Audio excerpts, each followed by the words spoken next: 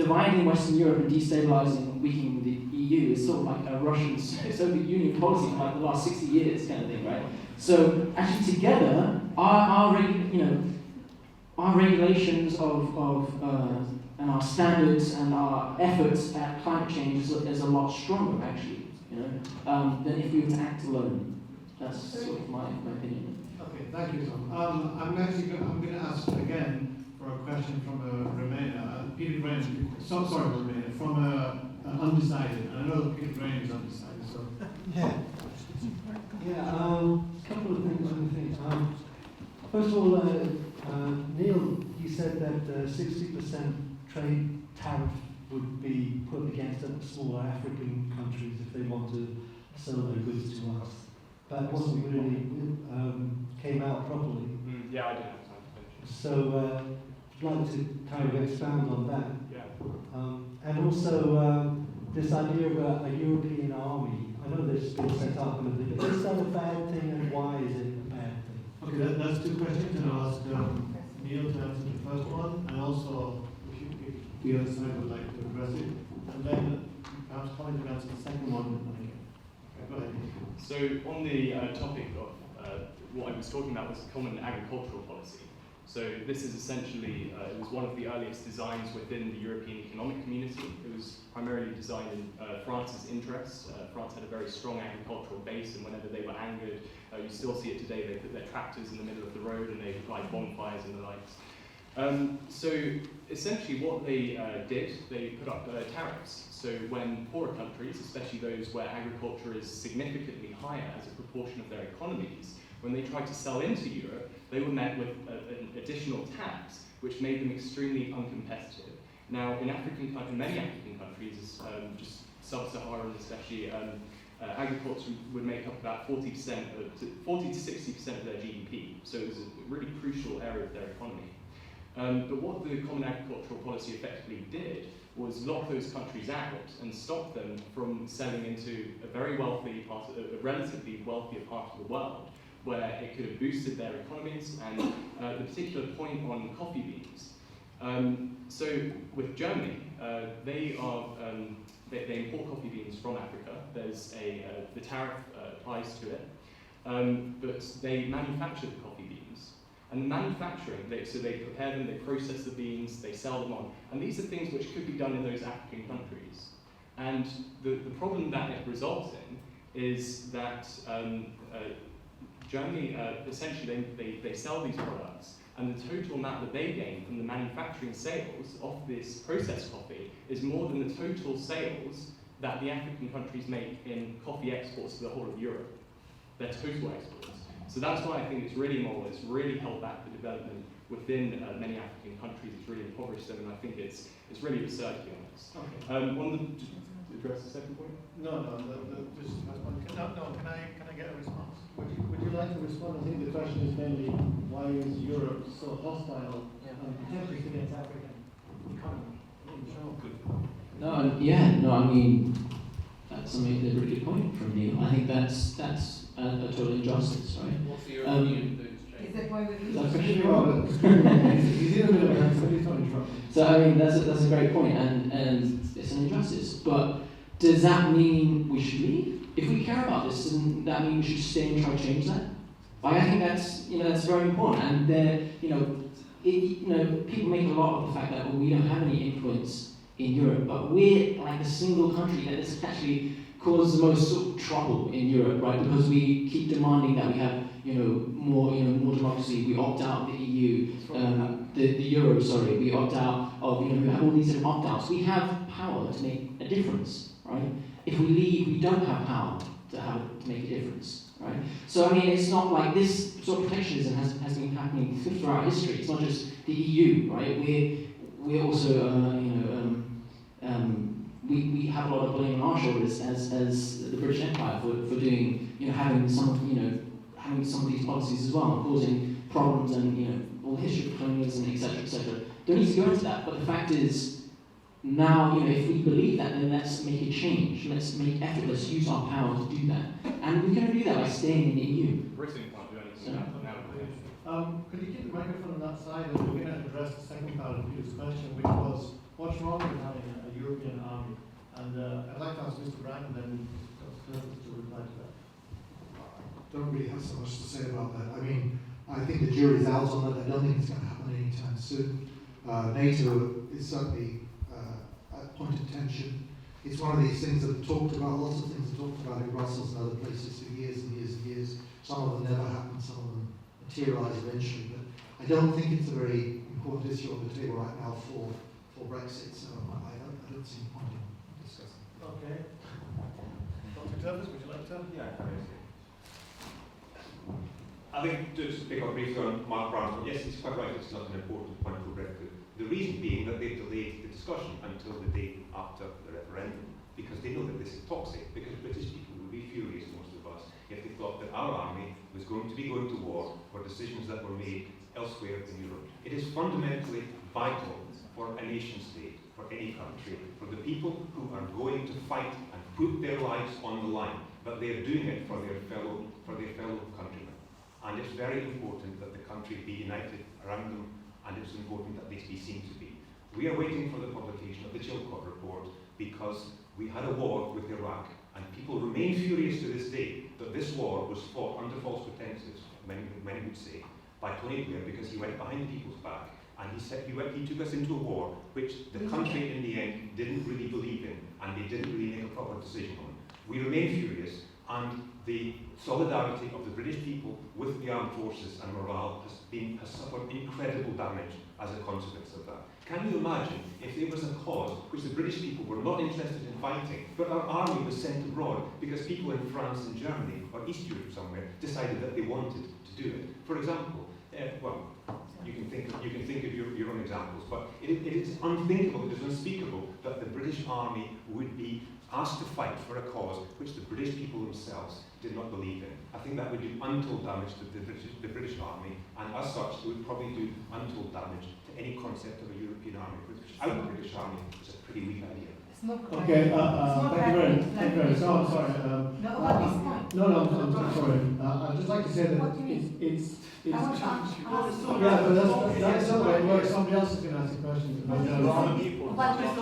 We can discuss that.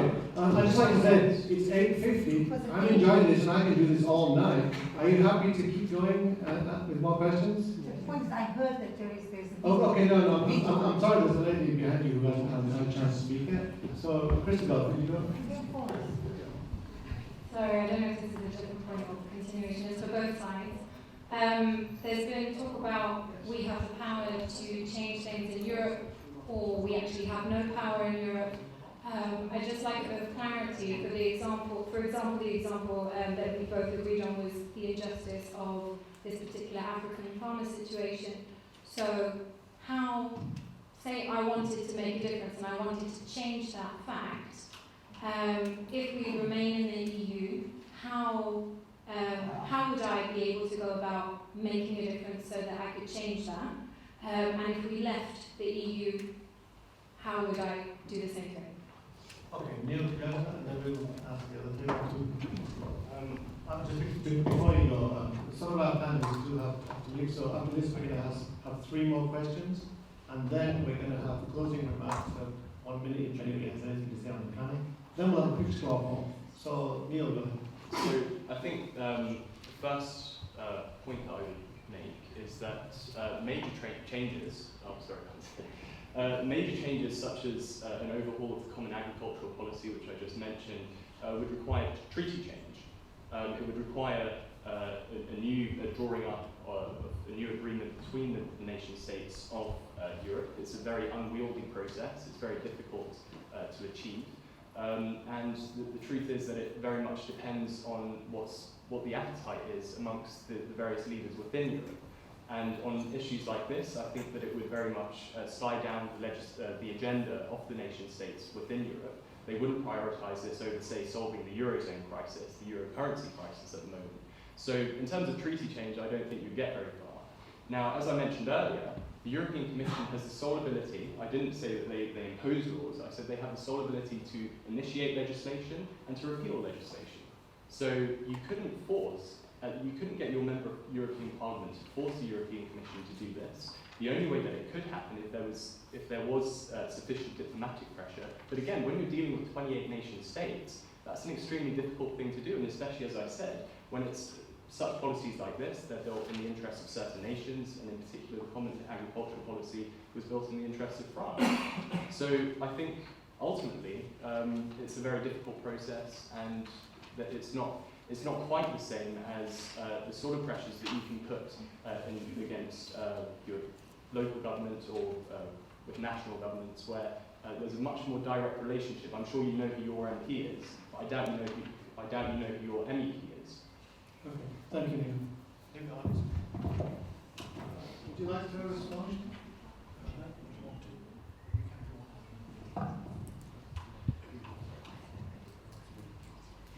I mean, honestly speaking, that's a it's one of the most intractable problems in the EU. I basically agree with almost everything that Neil has said. The problem with the common agricultural policy is France. France has got a heavily subsidised and insists on keeping a heavily subsidised agricultural sector. France is one of the key players in Europe. It protects its farmers like crazy. It's absolutely against changes in the common agricultural policy. It's been tried many times. It is one of the weaknesses of the EU, there's no question about it. So I don't see that happening very soon, but I would like to make a larger point in relation to that, and that is that it's not that the EU in the long term is going to block out Africa or Australia or anywhere else. In the long term, the vision is that, and I don't know how long term, obviously, because it depends on how quickly these ideas catch on, but in the long term, all parts of the world will have their own structures. Africa is starting to develop through the African Union very significantly structures that are starting to resemble the EU. Sorry, my question was more about what power do we have to make a change? Well, it's not a power, but it's a way that can change is when Africa itself gets a grip with its own destiny. We as people, not Africa, we. No, well, we don't, I think we have very little power.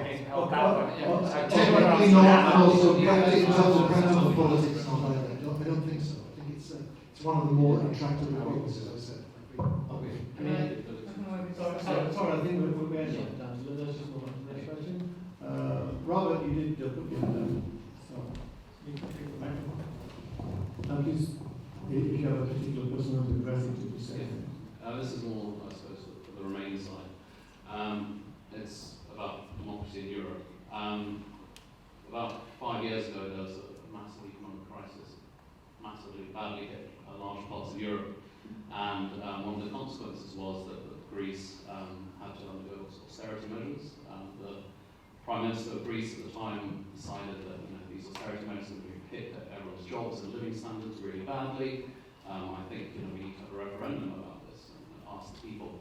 And the very next day, somehow he was pushed out by Chancellor Merkel. Could you get to a question, please? And the European Union. And 5 years later, they had another referendum, but the party was elected on the basis that they were rejecting these austerity plans, and they had another referendum. They said we reject the austerity plans, and the very next day, Angela Merkel and the European Union put pressure on Greece, and they, agreed to the austerity measures. And to me, that's shocking. Ridiculous. That is ridiculous. Okay, good. That's ridiculous. Sorry, we don't want to debate this. How has Europe benefited European democracy and European economies? How has Europe benefited European democracy and European economy? I'm just going to let this side answer this question. Somebody that's okay, and then we'll move on to the questions. as far as the European economy is concerned, most people forget, many people forget.